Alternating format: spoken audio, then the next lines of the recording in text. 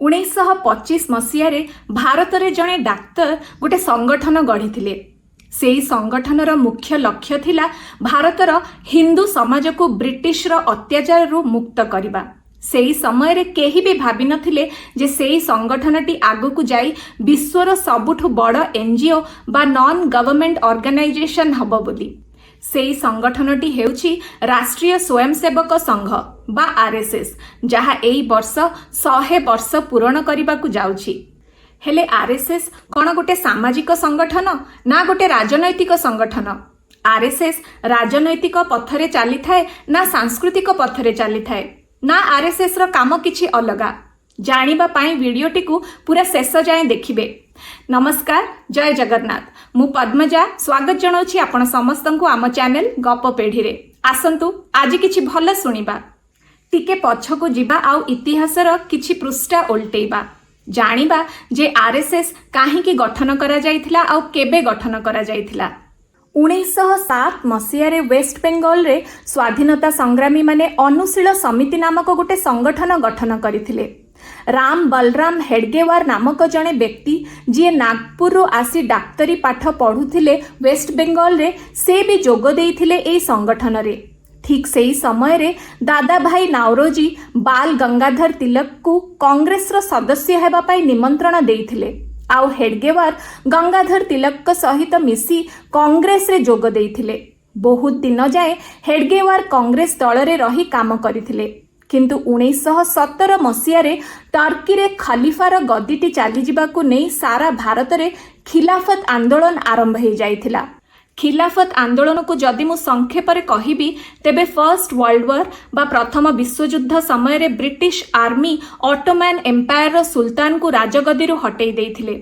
सेही समय रे सारा विश्वर मुस्लिम संप्रदायर लोक माने टर्की रो राजा को निजर खलीफा बोली मानुथिले बा निजर गुरु बोली मानुथिले। सेइथि पई सारा विश्व रे आरंभ हो जाइथिला आंदोलन।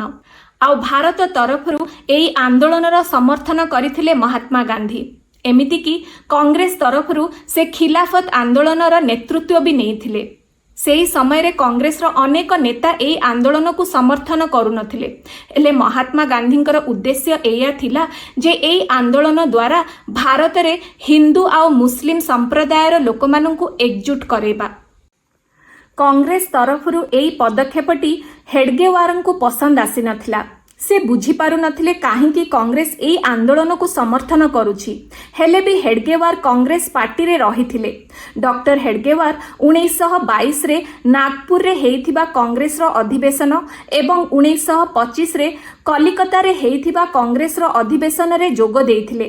किंतु एई खिलाफत आंदोलन परे डॉक्टर हेडगेवारंकर मन रे बहुत किछि चालुथिला। तांकर गोटे प्रकार मन छाड़ी जाइथिला कांग्रेस दल प्रति। से बुझी पारु नथिले जे काहीकि कांग्रेस मुस्लिम संप्रदाय पाई आंदोलन करुछि एवं ताकु समर्थन करुछि। आउ सेही समय रे ही से भाबिथिले से निश्चय एमिति गोटे संगठन गढ़िबे जहा हिंदू मानक हितरे कार्य करिवो। तेणु से निज घरु एई संगठनटीर आरंभ करिथिले। कुहा जाए जे मात्र 12 जन सदस्य रु आरंभ हेइथिबा एई संगठनटी 1200 जनक सदस्य आखि पिछुला के हेइथिला। हजार हजार लोक डॉक्टर हेडगेवारंकर कथारे प्रभावित होइथिले। डॉक्टर हेडगेवारंक पाई एई संगठनटी गठन करिबा एवं एहार वृद्धि करिबा एते सहज नथिला। तांकु बहुत कठिन परिस्थिति एवं अन्य मानकर रोकठोक दे गति करिबाकू पड़िथिला। हेले से निज लक्ष्य रे विश्वास करिथिले एवं आगकू बढ़िथिले। एई संगठन रे अनेक प्रोग्राम हेउथिला, जेमिति कि जोग, सूर्य नमस्कार, लाठी ट्रेनिंग एवं बौद्धिक आलोचना। अनेक लोक प्रभावित होइथिले डॉक्टर हेडगेवारंकर एई संगठनरु एवं डॉक्टर हेडगेवारंकु जोग देइथिले। आउ सेई समयटी आसी जाइथिला जोठी एई संगठनटी को गोटे ना दिया जाइथिला। 1925 मसीहा विजय दशमी दिन डॉक्टर हेडगेवार संगठनटीर नाम रखिथिले राष्ट्रीय स्वयंसेवा संघ बोली। धीरे धीरे एई संगठनटी सारा देश रे व्यापी जाइथिला आउ आरएसएस रो गुड़ाए शाखा देश रे खोलिथिला। 1930 मसीह रे डॉक्टर हेडगेवार निज काम रे बनारस हिंदू यूनिवर्सिटी बा बीएचयू जाइथिले। सेठी से पंडित मदन मोहन मालवीयांक सहित भेट करथिले एवं पंडित मदन मोहन मालवीय बीएचयू भितरे ही आरएसएस रो संगठनर गोटे ऑफिस खोलिबा पई अनुमति देइथिले। सेही समय रे ही डॉक्टर हेडगेवारंकर भेट होइथिला माधव गोलवालकर सहित, जी बीएचयू रे एमएससी रो छात्र थिले एवं सेठी छात्र माननकु पढ़ौ भी थिले। तेणु माधव गोलवालकर को समस्ते गुरुजी बोली डाकुथिले। माधव गोलवालकर डॉक्टर हेडगेवारंक सह भेट कला परे से भी आरएसएस संगठन रे मिसिथिले। 1940 मसीह रे डॉक्टर हेडगेवारंकर मृत्यु परे आरएसएस रो नेतृत्व नेइथिले गोलवालकर। गोलवालकर नेतृत्व रे आरएसएस रो विचार लाहोर, दिल्ली, कलिकता, मद्रास भली प्रमुख सहर सह सारा भारत रे व्यापी जाइथिला। एइटा थिला आरएसएस रो इतिहास। एबे आसंतु जानिबा आरएसएस रे एबे केते जण सदस्य अछंती आ आरएसएस रो शाखा कोठी सबु अछि। आपण माने जानी आश्चर्य हेबे एबे आरएसएस रे 1 कोटी ठु भी अधिक सदस्य अछंती।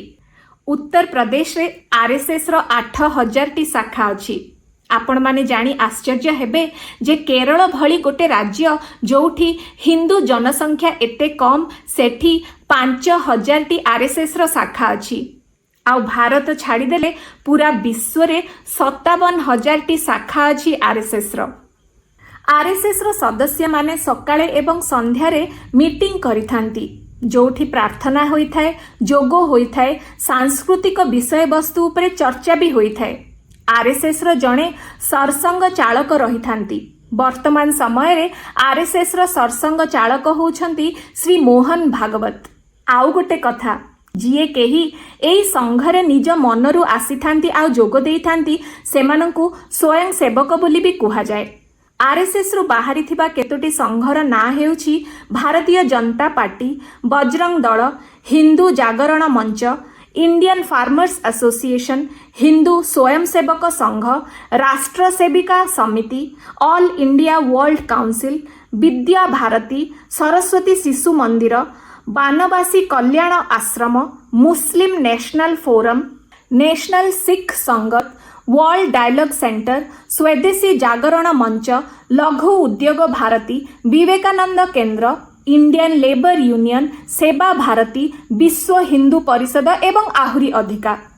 एबे आसंतु जानिबा आरएसएस केमिति काम करे आ भारत पई आरएसएस रो अवदान कोन। आरएसएस समाज सेवा सहित रिलीफ एवं पुनर्स्थापना जोगेबार काम भी करिथाय।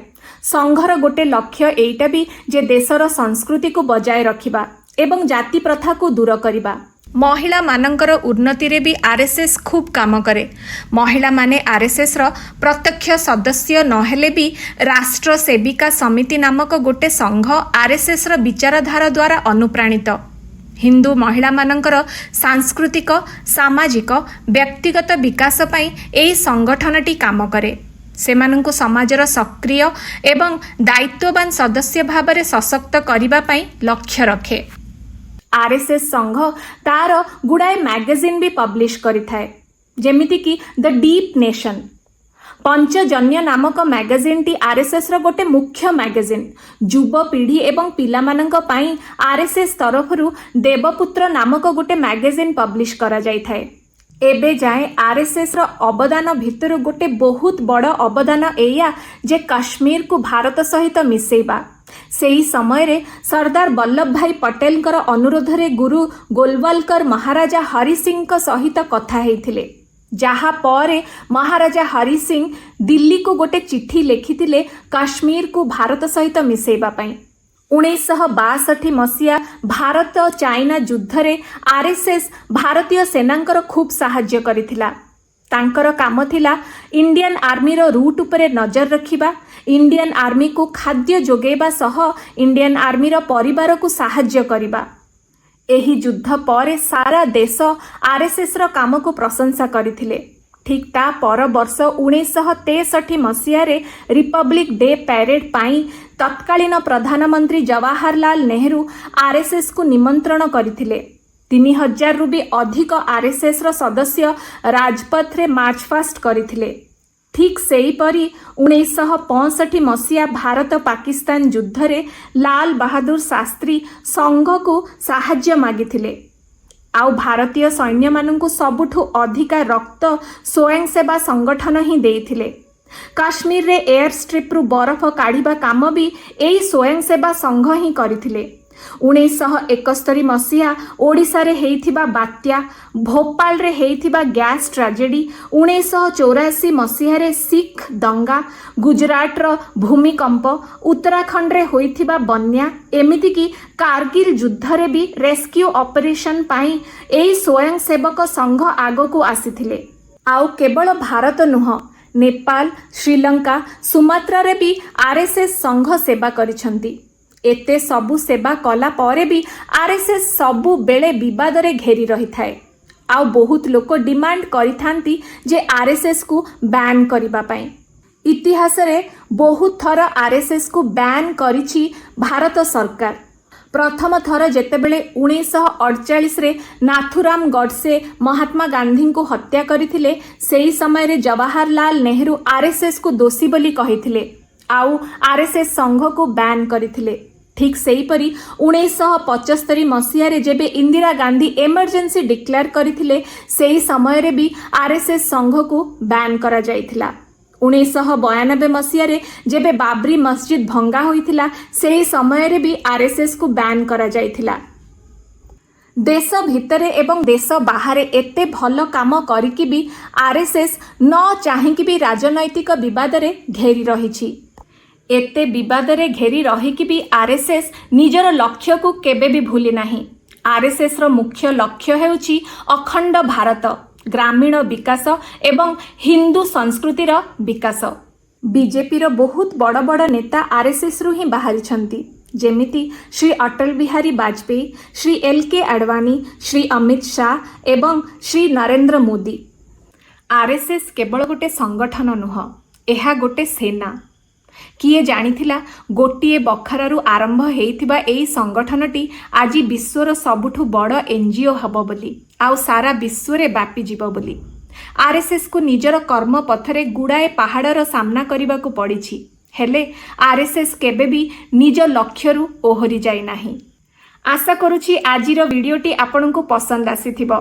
भल लागिथिले वीडियोटी को लाइक करिवे, शेयर करिवे, आउ चैनल को सब्सक्राइब करबा जमा भी भूलिबेनी। सबु वीडियो को पूरा शेष जाए निश्चय देखुथिबे। आमे पुणी थरे देखा हबा आउ गोटे नुआ वीडियो, आउ गोटे सुंदर कहानी सहित। रहिली, जय जगन्नाथ।